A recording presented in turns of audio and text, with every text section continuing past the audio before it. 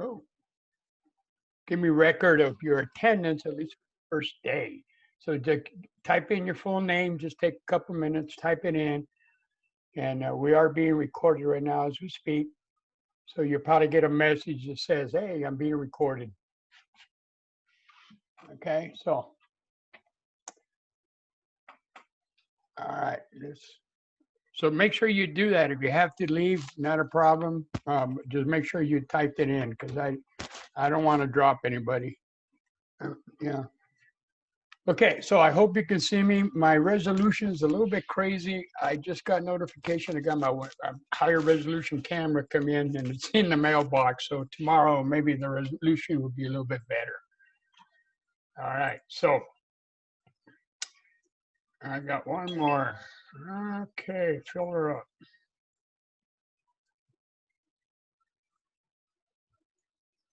Okay, all right, so this is going to be a fun semester and very fun for a number of reasons. I'm sure most of you last semester had to, in midstream, go into an online class. So we kind of learn how to do this. I'm still in the process to kind of figure out the best way to do this online and still give you the full benefit of chemistry because I don't have the tools that we normally would have, obviously, if we were face to face. So we're learning. But the biggest thing here is that are going to give you 16 weeks of chemistry in 6 weeks. That's normal. That's a normal summer, you know. And so it's going to be very intense as far as homework and so forth. Now the course is open. I hope some of you did go in last week and checked it out, give you an idea of what's going on there. So those of you who just came in, type in your name, your full name in the chat. That's going to be my my attendance sheet. Okay, so make sure you do that before you leave. So now, if you haven't gone to the course website, I did create an introduction video, and I talked about some things about that. If you have not seen that, by all means, get in there and listen to my boring self talking about what we're going to be doing. But I'm going to briefly go over some things on the website. So I'm going to share a screen with you right now, and I'm going to share the course website. So you should be seeing a mugshot of me and the course syllabus. Now, the course is set up in modules. So if you look to the far left, click modules and you'll see this information here. Here's the introduction, here's that video. There's a couple of tables for you to print. We're going to be using those tables quite a bit and referring to them. Very important tables. Some information about online learning, what is the official attendance requirements here. Read that. A couple of videos about how to learn. Some interesting videos, very, very informative. So when you get time, go through them and listen to those videos. But every chapter, we got 15 chapters, okay? Every chapter has its own module. Okay, so in the module, you'll have the text. So the text is already provided for you free. All the chapters are in PDF format, okay? This here, it says videos. You're going to have 2 sets of videos. Dr. Kim Smith, who is the one in charge of Chem 130 at GCC, has created videos for every chapter. And so you're going to have not only the videos that I create here through Zoom for you to view, but you're going to have you have access to the videos that Dr. Kim has created. Now, all of us in 130 use the same PowerPoint slides, and we talk about the same material. We may present it a little bit differently, but it's all the same material. So, you know, viewing those, if you can't make it to the lecture part here, by all means, go to the videos of that chapter and view them, same topic matter. There are worksheets for every chapter. Even here, they're PDF files. By all means, work them. They got the key at the end. Work the problems without looking at the key. If you have trouble with them, make note of it. Bring it in on Fridays. Fridays is my office time from 1 to 2, Zoom office times. You do have the ability to share. You could bring that at homework and share it, and we can work it through and make sure you understand it, okay? You also have every chapter has a online homework worth about 10 points, so you have access here. And then we're going to have about 10 activities, short activities. So some of them are related to the chapter, some are not, but we put them in there in the most appropriate module. I also gave you all the PowerPoint slides that I'm using, and that's what that is listed here, where you see PPT slide, chapter 1 matter, and then it says 1 up at the end. That means all the slides that I'm using, you have access to. And so you can follow along as I'm talking with respect to the slides and so forth. So you have a number of things for you broken up per chapter. We kind of organize it for you. At the end, you have additional resources here. There are some interactive things that may help. Like, for example, if you click on this, it gets you to a periodic table. You can click on an element, and then there's a little video pertaining to that particular element and some interesting information about that element. There's some other simulations, like build an atom, that when we get into how atoms are put together, this would be a good source to help you understand how atoms are put together. Later on down the road, when we start talking about reactions, we have to balance reactions, and we'll talk in more detail about that later on. But this is another simulation that will help you out to understand how to balance chemical reactions. And then in this first chapter we're dealing with, and a little bit of this, first chapter we talk about the states of matter. Here's a simulation that you go in there and just play with it and give you a better understanding how the states of matter, what they are, and what can you do to change it from one state of matter to the other. So you got some additional resources there. Okay, very quickly, after this, I'm assuming that you all know where the Zoom button is, so you're all here. All the videos that we have, hold on one second. Okay. All right. Ryan, if you can hear me, Ryan, that's okay. As long as you're hearing me, it's fine. I don't know what to tell you about your video. You might want to check your audio. All right. Okay. Well, let me, I'll get back to you in a bit, Ryan. Okay. I might be able to help there.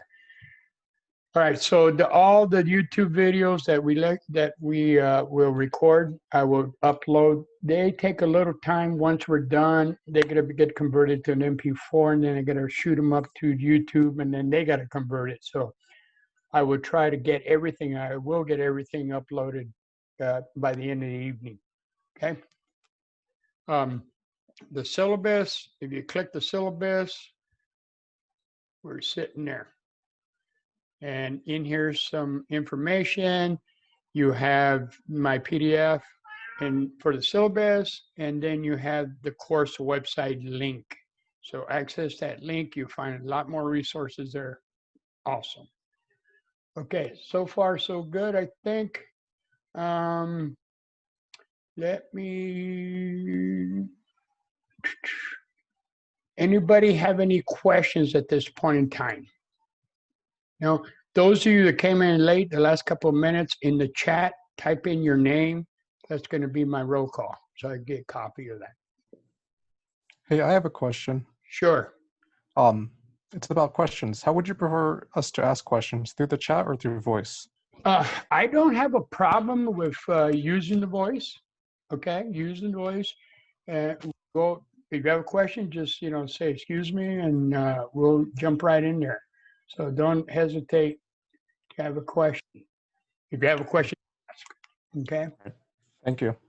Yeah, no problem. All right. Also, my audio should be a little bit better too. I got a noise canceling microphone coming in. So hopefully you'll hear me a little better and see me a little better next time. Okay. Any other questions? No? Okay. Let's talk about, let me start sharing today's chapter. Okay. Well, let's jump right in there. Like I said, we gotta knock out 3 chapters this week. Okay, so if there is a question, feel free to speak up. I don't have a problem. Obviously, if we got 30 of you at the same time, might be a problem. So we'll see how it goes. All right. So, okay, this is chapter 1. We're going to talk about matter. Oh yeah, I did have another comment. Some classes are requiring everybody to attend their Zoom meetings. Okay, the only mandatory meeting that you have to attend is this one, and after that, the other ones are voluntary. So I will be here Monday through Thursday from 2 to 3 talking about the chapters. It will behoove you to listen to these chapters, especially if the topic doesn't come across very well. My background's a little bit different than most educational people. I come from industry, and so I do a lot of analogies and trying to pick out examples that are real world examples that you're familiar with. And so that's where this one-to-one comes into play.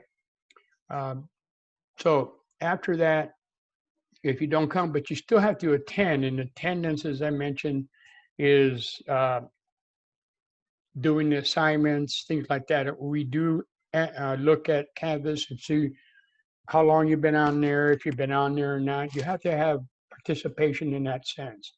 And so, and that includes coming to this class here. That, so obviously if it was me and you're in, I would be coming here. But if you're doing fine on the self-study program and you got it going and everything's working fine for you, don't let me stop you from doing what you're doing and continue to do what you're doing. But if you're having challenges, sometimes the interaction of one-to-one helps. Okay.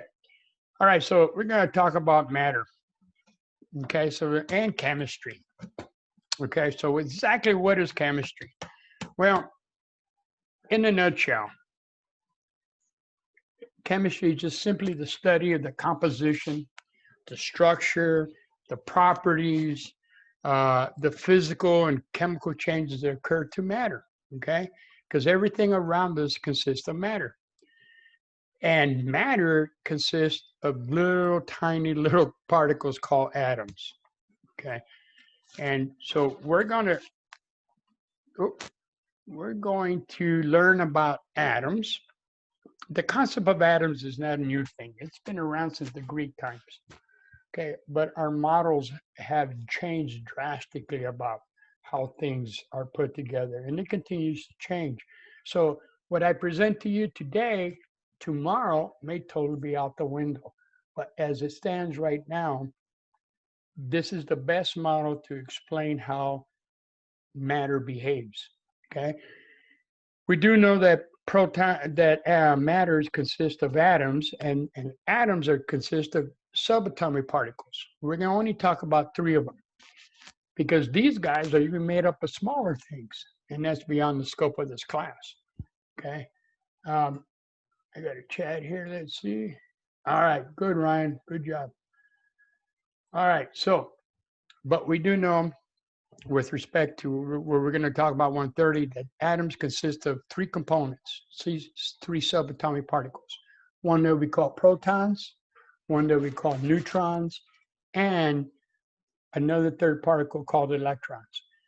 And those electrons That's what got my attention with respect to chemistry. These tiny things have such a large effect on everything. It really does. Electrons are involved not only in chemical reactions, but right now electrons are involved in the battery, for example, that you're using to operate the Zoom in either your cell phone or your computer. Uh, electrons are involved with neurotransmitters and transfer of electrons that are going through your head and your body. It's just amazing what these little tiny guys could do, and they're extremely tiny. We're going to talk about chemical bonding. Now, chemical bonding is nothing more than electrons coming together to form a bond, okay? And chemical reactions are nothing more than either breaking these bonds or making new bonds. And we're going to talk about reactions. Of all the chemicals in the world that we have going on, there's only 6 types of reactions. 6 types. All right. We're going to address the periodic table. Okay, and that's why I mentioned that there's 2 things for you to do is to download the periodic table, the course website periodic table, the one we use. Okay. And we're going to talk about trends of the periodic table, because a lot of answers to chemistry and the properties we don't really have to memorize. We can look at their position on the periodic table with respect to the element and answer a numerous number of questions, okay, just by looking at that periodic table. And then we're going to talk about acids, bases, and electrolytes. Well, electrolytes are nothing more. I know some of you are probably working out and you're drinking, you know, your drink. You're drinking electrolytes. You need those electrolytes in your body.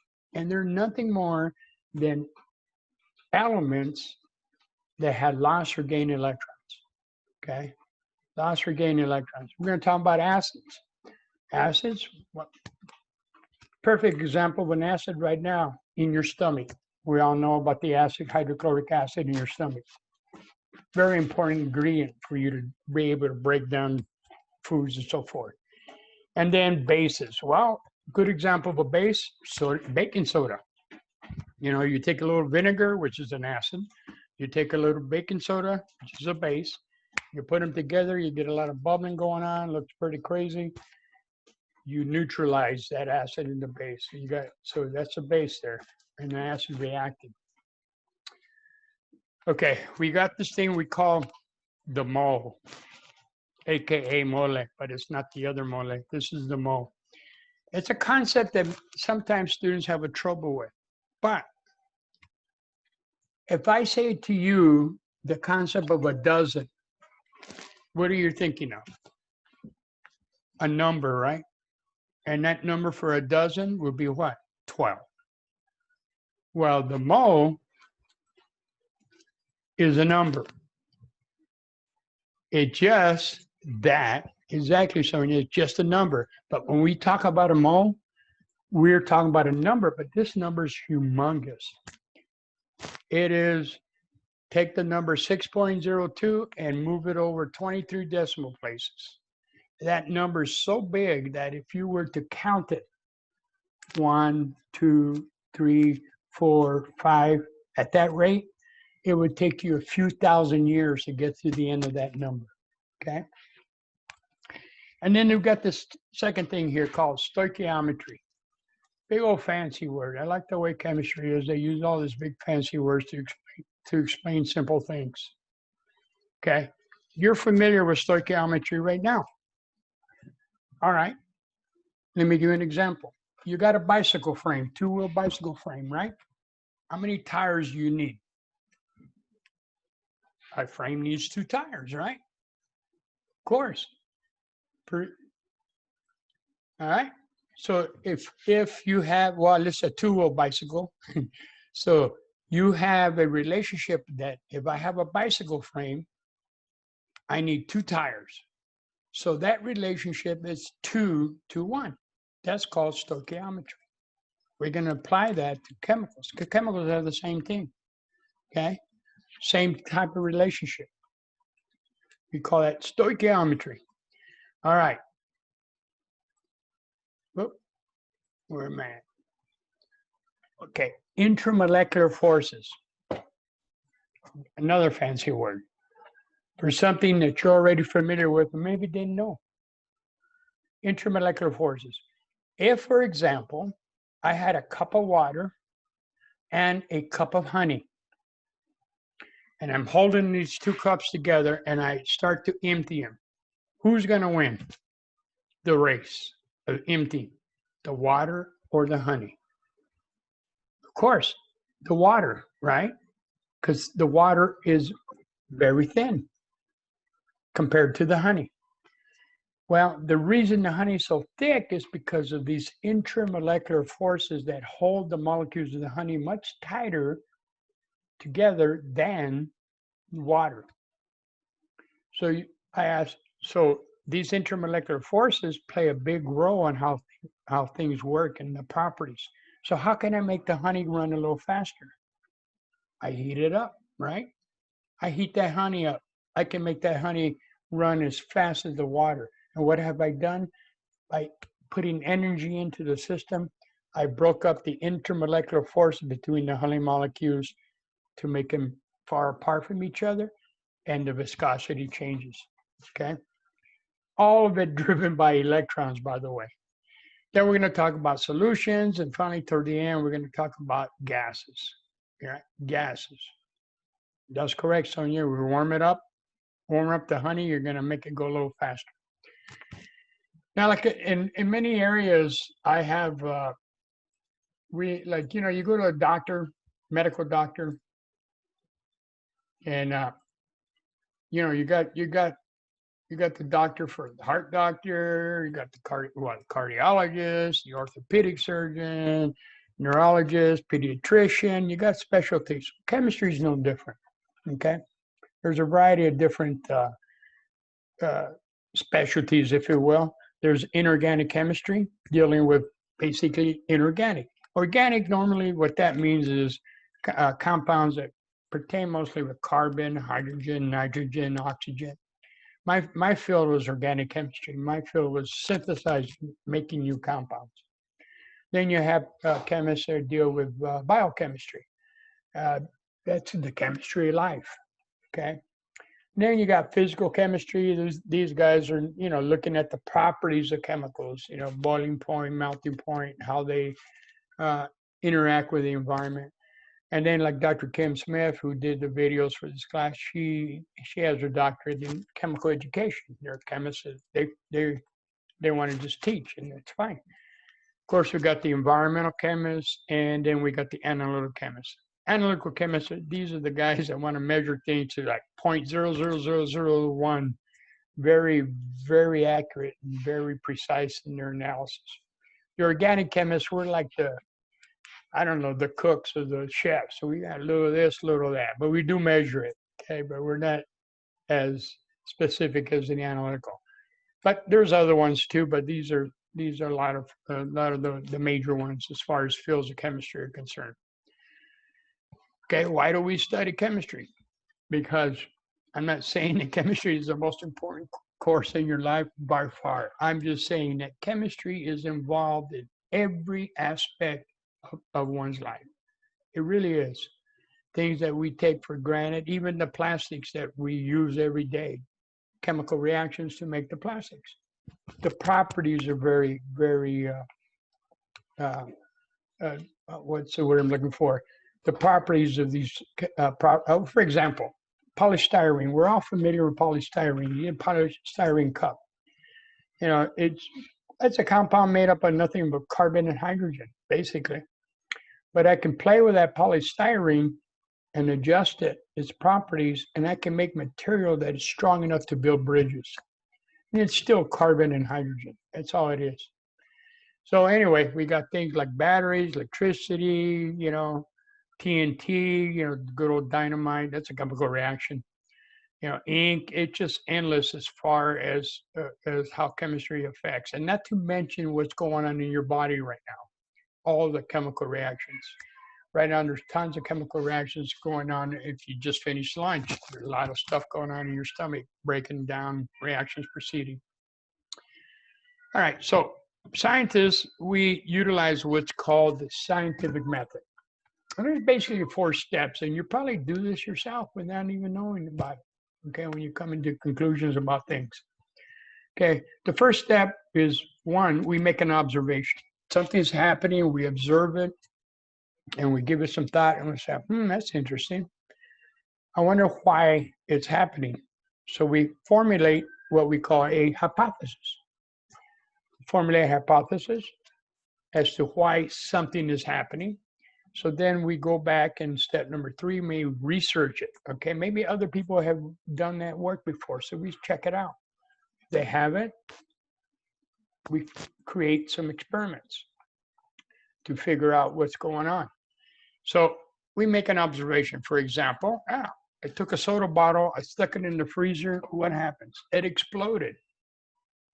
Okay, so you ask the question, well, why did it explode? Okay, maybe water expanded when it freezes. That's a hypothesis. So we check it, look through the chemical resources, the science resources, to find out if anybody's done any work. And then, if not, we create some experiments. Maybe we try a different combination, what type of soda, amounts of soda, how long they've been in the freezer, do a variety of different experiments, different containers, so on and so forth. And then we look at this, we analyze the hypothesis, and then we maybe repeat the experiments again to verify or reformulate our hypothesis, but we come on to some conclusion, okay? Then maybe we'll publish it, and other scientists then will look at it, and they will repeat the experiment. Hopefully it's repeatable. But basically, the scientific methods consist of four things here, 4 steps. All right, got to make observations. And, if you're taking the lab, and if you were in the lab physically, you're going to make good observations with the experiments. Something like color, no color is colorless. It's not clear. You can have a clear solution, okay? You can have a colored solution that's clear. Or, making it sound, is it clear or is it cloudy? It's a state of matter. There's 3 states of matter that we're going to study. There's actually 4, but we're going to only study 3 of them: solid, liquid, and gas. That's the only states. And you're already familiar with those. Plain ordinary water, right? You take water, stick it in the freezer, what happens? Freezes. State, that's a solid. Take that ice cube, heat it up, what happens? Boom, it melts. You got a liquid, right? And if I keep heating that solid, that liquid, what happens? You boil that water away. Now you created a gas. The 4th state of matter that we're not going to talk about is if you look at the northern lights or images of the northern lights, those are charged particles. So that's the plasma. That's the 4th state of matter, but we're not going to talk about it here at 1:30. As I stated earlier, matter is anything that has mass, okay? And our models tells us at this point that all matter is made up of atoms. So these round spheres that you see in this image, those represent atoms of something, okay? I was asked the question once, have we ever taken a picture, an image of an atom? And the answer is yes. Back in the 80s, IBM kind of got involved with that technology through a different aspect, but IBM created a piece of equipment called scanning tunnel microscopy.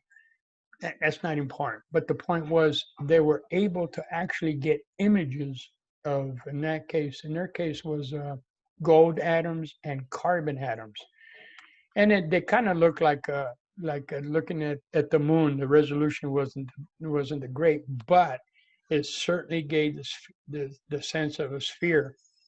And now the technology is even better, resolution a little better. We can actually see like fairly large conducting polymers. And that piece of equipment was pretty interesting. Okay, so anyway, 3 states of matter: solid, liquid, gas. You can see a lot of these type of diagrams that you see here. Okay, the spheres represent the atoms. You can see that the solid state here to the left, all the spheres are tightly bunched together, okay? And the liquids, and anyway, the solids, fairly organized system, very ordered. Liquids, not so ordered. They kind of move, they move around relative to each other. The solids, the atoms don't move around. Liquids, they move around quite a bit, okay? And then the gas, you can see they're far apart from each other, totally separated. Now you can predict something here. If you look at the gas model, you can see there's a lot of room between them. And guess what? I can take that gas and compress it, right? You ever put some air with an old-fashioned pump into a tire? That's what you're doing. You're compressing that gas and forcing it into that tire. Liquids, by the way, you can't compress them very much. Why? Because they're pretty close to each other already. And the same is true for solids. Okay? Not very compressible as compared to the gas. All right, so property about solids is one, they have a fixed shape and a volume, okay? So any box, of course I don't have a box in front of me, but any solid, I got my cup here. Oh, bad image. That cup, that box, it has a specific shape. I can calculate its volume. If it's a box, I measure length, width, and height. I got its volume, okay? The atoms are together very tightly, and they're moving. They're moving, they're vibrating in a specific pattern. We use that vibration to our advantage to analyze for a variety of different things. Okay, they tend to be, when they're in solid forms, they tend to be crystalline form, okay? And they're not very compressible. I cannot crush those atoms together anymore, closer, okay? Because there's not enough room between them, okay? And they have, I don't know why they introduced this, but they introduced the term density. Now, by density, all that is a ratio of mass over volume. See that little thing in the little box on the right? It's simply a ratio. All of us have density. Every piece of matter has density. We have a mass, we have a volume. If I know those two numbers, I divide them. Guess what? I got a density, okay? Now, ice is interesting because what happens with ice, and we'll talk more about this later on, that it actually floats. And the reason it floats because the volume gets bigger when it freezes. And hence that ratio changes into a number much less than 1, okay? All right, so solids by themselves, they don't mix. They're in a solid form. The atoms are locked in place, okay? Now, with respect to properties of liquids, we all know this, the liquids take the shape of the container, right? So that my little cup here of soda pop, it has that particular shape, but if I move into a bigger container, now it's got a new shape. But the volume is the same, okay? Volume is constant. They tend to flow at different rates, that's viscosity, and that's because of these intramolecular forces that we're gonna have a whole chapter about down the road, okay? Just like the honey example in the water, the intramolecular forces for the honey and the water are a little bit different, okay?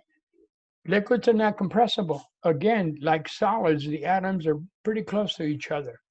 And this is a good property, otherwise we wouldn't have hydraulics. Hydraulics are very important for heavy equipment to operate. And we're using, liquids to get these big old machines to move from point A to point B. They tend to have a higher density. That's that ratio again I just mentioned, of mass over volume, okay, than gases, specific more higher density than gases. And in the liquid forms, if they are soluble with each other, they would mix. Obviously, oil and water do not mix. right? Take a look at a bottle of Italian dressing. You let it sit there for a while. You're gonna get two layers. You got the oil layer and the water layer. Okay, so if they're soluble, liquids will mix uniformly. Okay, now with respect to gases, gases have no shape. They just take the shape of their container, whatever container it may be. Okay, gases, they can expand and they can compress. Why? Because there's so much space between them as far as the atoms are concerned of the gases. Okay. Um, V right here, I'm sorry, where it says V, which is volume, increases and atoms get further apart. So, if you take, for example, your tire, you got 32 psi in it. Hopefully your tire's filled up correctly. 32 psi in a standard car tire. If you were to take all that air from that tire and put it into, say, an 18-wheeler truck, obviously that tire from the 18-wheeler is going to be flat, simply because there's not enough mass and enough gas in there. Okay. Okay. Gases have low density, very low density, and that's why they're gases. Okay, and they will mix together with other gases. Our air, right, the air that we breathe, it's made up about 78% nitrogen, 21-ish% oxygen. Then we got carbon dioxide in there, methane. We got a variety of different other gases in there. In good old fashioned, what we call noble gases. We'll get back to that in the pressure. And gases exert pressure. Again, back to the tire. That's why you got 32 psi, because you have the gas molecules hitting the side of the tire. You got pressure. Okay. All right. Here's a question here. Solids, do they have a fixed shape? The answer is yes. Okay. Liquids, do they have a fixed shape? The answer would be no, right? No. That's right, Sonia. They do not. But I jumped ahead. Sorry, I'm going the wrong direction. But no, there's no fixed shape for a liquid, and solids do have a fixed volume. Okay, all solids have a volume. Now, liquid, do they have a fixed volume? Yes, they do. Okay, I can take a gallon of milk, leave it in. It has the shape of the gallon it's in. I take that same gallon of milk and I dump it into a big old pot. I got a different shape, but it's still got a gallon. Okay, it still has the same volume. Gases do not have a fixed shape and do not have a fixed volume compared to solids and liquids. All right, some physical properties. Now, there's a big difference here, and it's something they need to grasp. There's a physical property, and then there's a chemical property. Now, when we talk about a physical property, whatever we do to it, it does not change the chemical formula, how it's put together, how the molecules are put together relative to each other, okay? That's a physical property. When we take water, for example, and we put it in the freezer, water, as we all know, we call it H2O, 2 hydrogens, 1 oxygen, okay? When we put it in the freezer and it becomes a solid ice cube, it's still H2O. We have done nothing to that chemical. If we take that ice cube and we melt it and becomes a liquid, back to liquid water, it's still H2O. And if we continue to heat it to form gas, it is still H2O. Okay, the clouds around us are nothing more than water clouds in the gas phase. The molecule is still H2O. That is a physical property. A chemical property is that when we take that chemical and we break it down to something else. Okay, I can take H2O and I hit it with some electricity and I break it up. Okay, I break up the H2O back to hydrogen and oxygen. Okay, that is a chemical property. Okay, so that's the main difference. All right, so some things about physical properties describes the appearance of the chemical, such like the color is a physical property. The odor, some chemicals smell very good. Wintergreen, the mints that you eat, those are a class of compounds called esters. They smell very good. Okay, they taste. The taste could be bitter or it could be sweet. That's a physical property. Okay. The melting point, that's the temperature that something melts. Okay.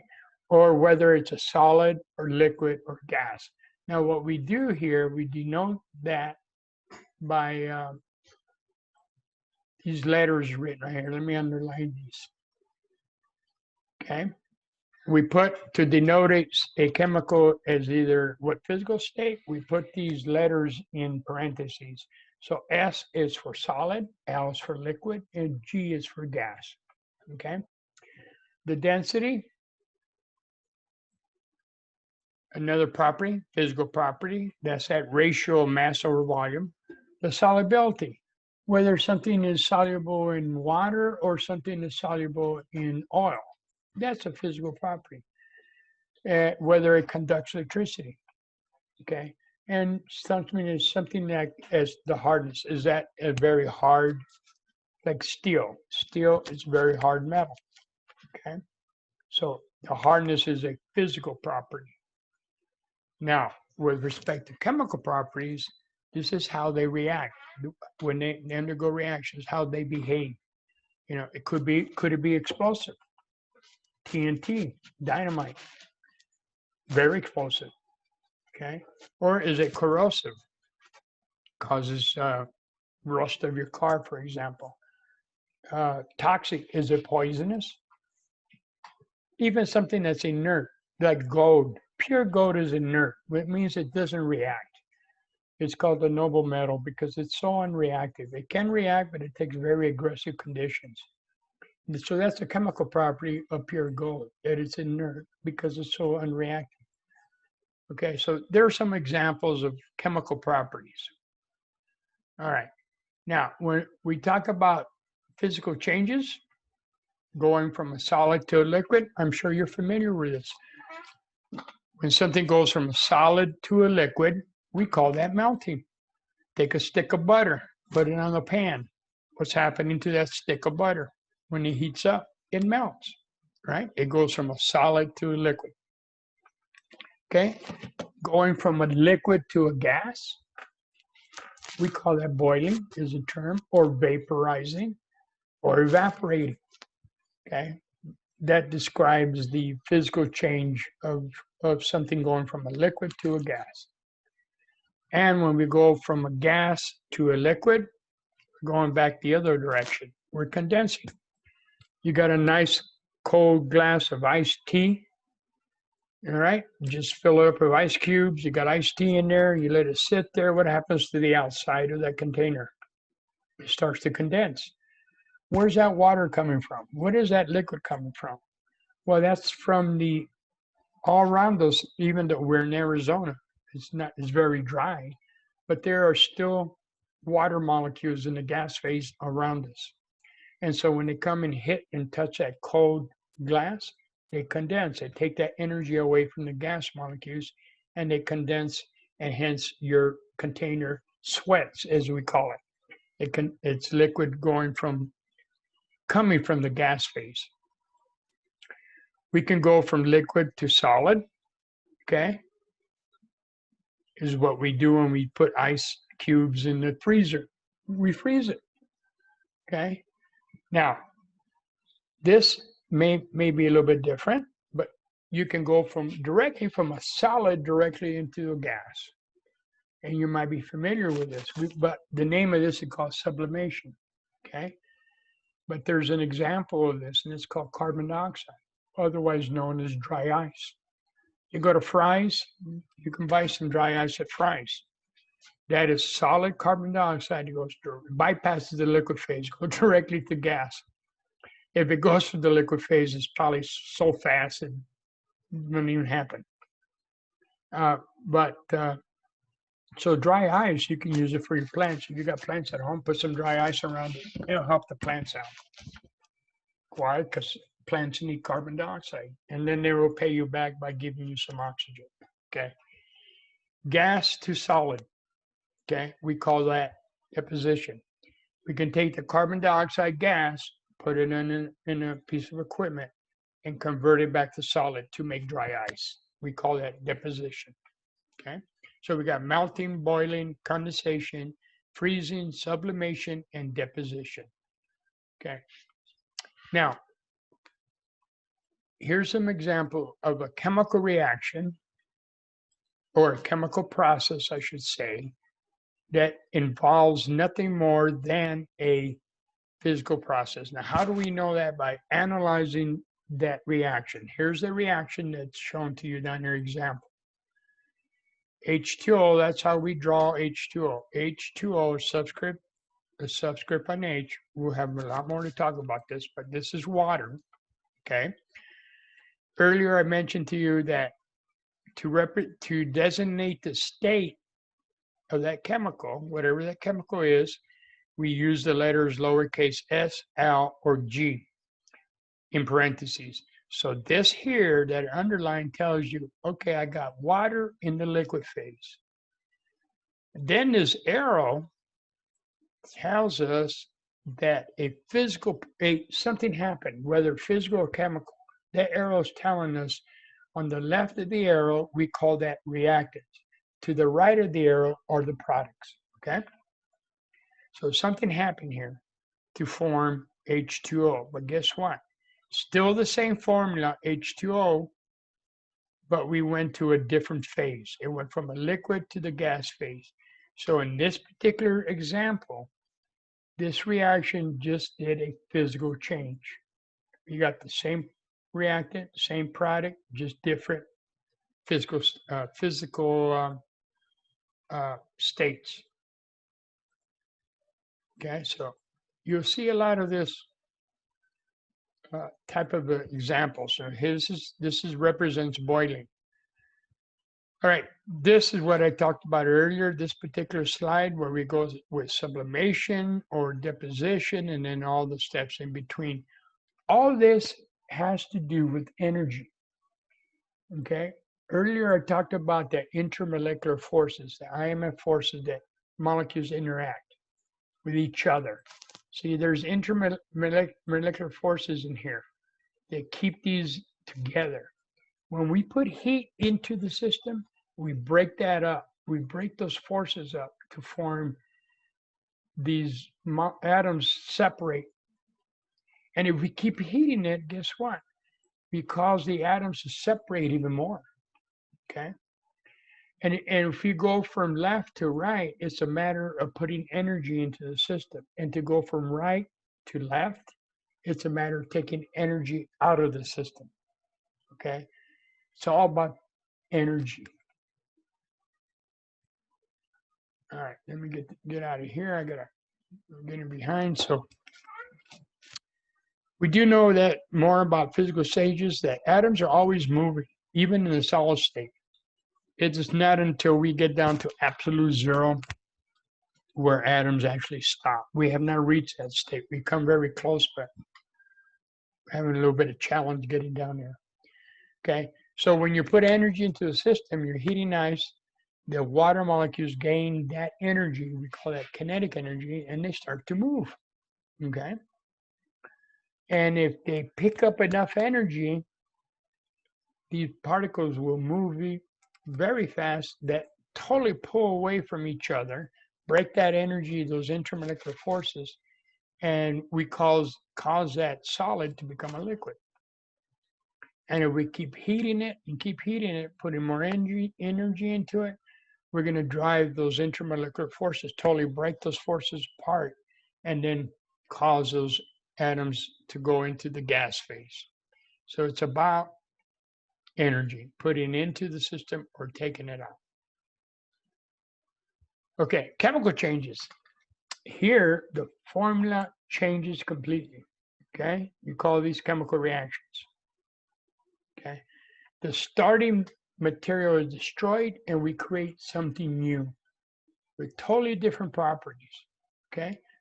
Classic example that you may have used today was here's a reaction. Now, obviously we haven't talked about this, but that's okay. But we have an example, a general example of this reaction where we have CXHX. X represents a number. We'll talk more about those later on. But notice that with this molecule has nothing but carbon and hydrogen. That's what we call hydrocarbon. Then we got oxygen. Okay. So we're burning this hydrocarbon or gasoline, and we create carbon dioxide and water. Okay. We've totally broken the chemical structure of the gasoline to create two totally different compounds. This is a chemical reaction. All right. So what do we indicate? How do we know that something did a chemical reaction? Well, there's some general guidelines. Obviously, if it burns, you go out there and you light up the fire, the charcoal, the briquettes, that's a chemical reaction occurring here. Okay. Something that rusts. I used to have an old truck full of chemical reactions. It was pretty rusty. Okay. You might get put A and B together and you get some bubbling going on. Release of gas bubbles. That's pretty much a good indication of a chemical reaction, especially if there's no heat being emitted. Okay. Or you might get two liquids, they're clear, colorless. You put them together and you form a powdery, cloudy material, what we call precipitation. That's a good indicator of a reaction. Okay. You might get something that releases heat. You go to CVS pharmacy or any pharmacy, you buy yourself a cold pack or a heat pack. What do? You take that pack, smash it, it gives off heat. It's a chemical reaction. Or if you smash that pack, it gets cold.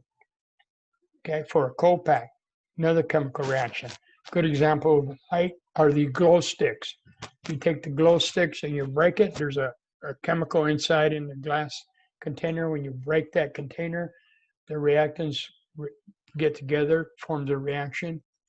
One of the products that emits is light, and you get that glow from the glow sticks. Okay, you get a color change or something, you have an odor change. I mentioned earlier about wintergreen.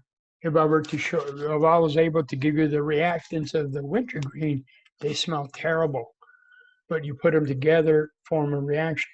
You form these nice smelling compounds, esters. Okay.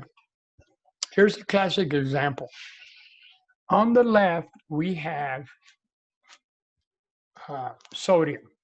Na is a symbol for sodium. Okay. On the right is Cl2, subscript 2. We'll learn about why there's a subscript. That's called chlorine. Okay. Sodium on the left, sodium metal, is a very reactive metal. If I were to take some of that sodium metal, stick it, throw it in some water, I get a violent reaction. Okay. And chlorine is a poisonous gas. A lot of the municipalities around here that clean up water waste treatment, they may use chlorine to treat the water because it's good at killing bacteria and so forth. But it's a poisonous gas. Okay. If I put these together, I end up with something that you could put on your French fries. Good old-fashioned sodium chloride. Okay. Chemical reaction. Remember I mentioned earlier about the stoichiometric relationship? I need 2 sodiums for every 1 chlorine. That's my bicycle frame is the chlorine and my 2 tires is the sodium as an analogy. And the thing that really caught my attention when the first time I saw this was what happened here, there was a transfer of an electron. 1 electron to form this compound that you could put on your French fries and really doesn't cause any harm unless you got high blood pressure and you got to stay away from sodium chloride, salt. but it's like removing a hair from your head and you transform it to something totally different. Totally different. So, hazardous metal, poisonous gas, put on your French fries material. But this is a chemical reaction that occurred. All right, let me clear this, move along. I'm slowing down. So, here's some examples of questions: physical or chemical change. Well, look at number one. We don't know what that is, NH3, but that's okay. I want you to analyze what you see. I got NH3 as a reactant, and guess what? NH3 as a product. Nothing changed. That's a good indication that it's a chemical. Verified by the state. It's in the gas going to the liquid. Hence, I have a physical change. Okay. Look at the next one. NH3. Again, by the way, that's ammonia. That's a formula for ammonia. NH3, what happens? It's broken down. Now I got N2 plus another product, H2. Okay. I made nitrogen and hydrogen. Guess what? Chemical. This one here, I know it looks like water, H2O, but it's H2O2. But I'm sure you're familiar with it. This is the formula for peroxide. You ever want to color your hair or treat a cut? This is what you're using. Guess what? It gets broken down to H2 and O2. The key is, I can't write a circle here. Sorry about that. The key is the plus. The plus means I made two products. I made hydrogen plus something else. That's a good indicator that a chemical reaction. Number 4, again, we got H2O2, and again, we got H2O2. Good indicator of physical change. Okay. And then this last one, number 5, I know you don't know what that is. That's okay. But recognize two things. It's made up of nothing but carbon and hydrogen. Carbon and hydrogen, hence hydrocarbon. Okay. Again, as a product, still C6H6. Good indicator that we have a physical change. Okay. So let me remove this. So we got a physical change for number 1, because nothing happened to the ammonia NH3 as a reactant, as a product. Number 2, it looks like ammonia NH3 got broken up, so it became a chemical change. H2O2, number 3, got broken down to hydrogen and oxygen, chemical change. Number 4, H2O2, still H2O2 is a product, and a physical change. Okay. And then the last hydrocarbon, physical change again. All right. So the difference between physical and chemical change. So you might want to take a look at that.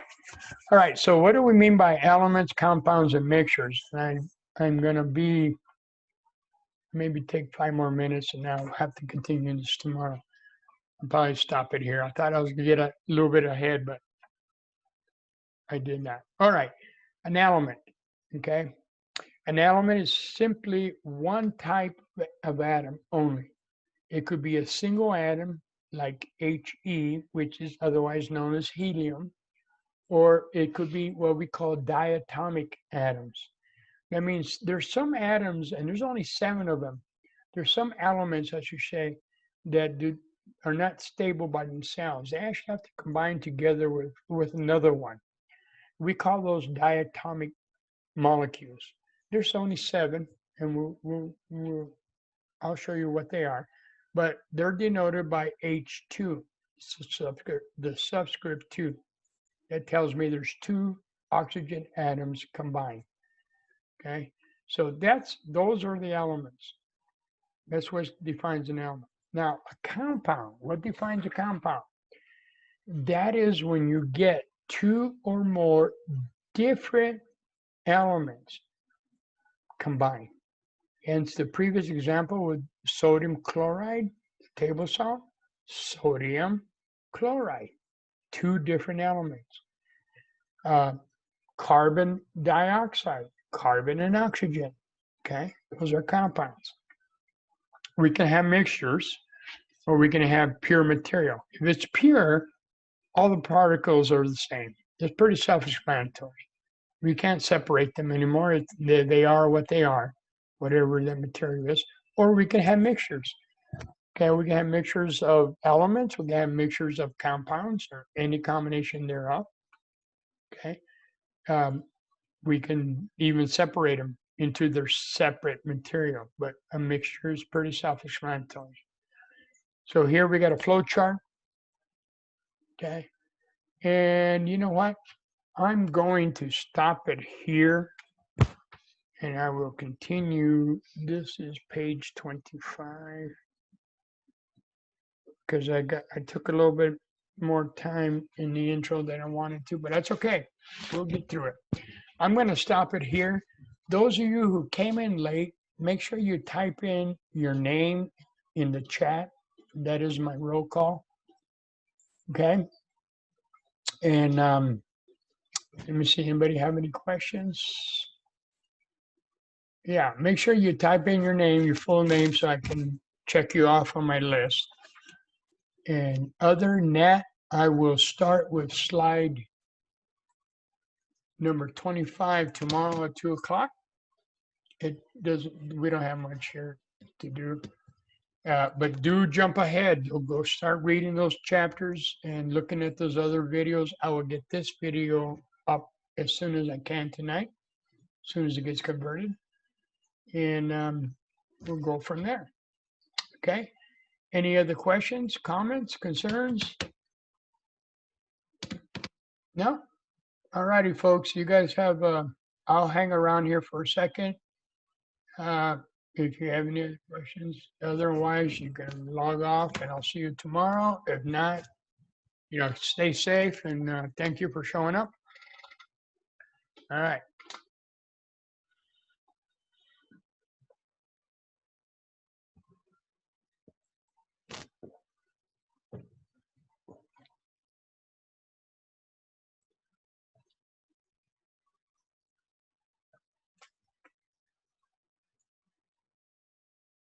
Okay, guys.